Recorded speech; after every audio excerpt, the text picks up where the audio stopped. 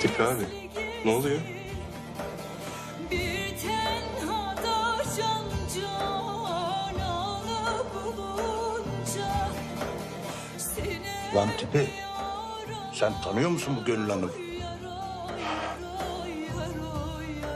Ne oluyor Tipi abi? Değilse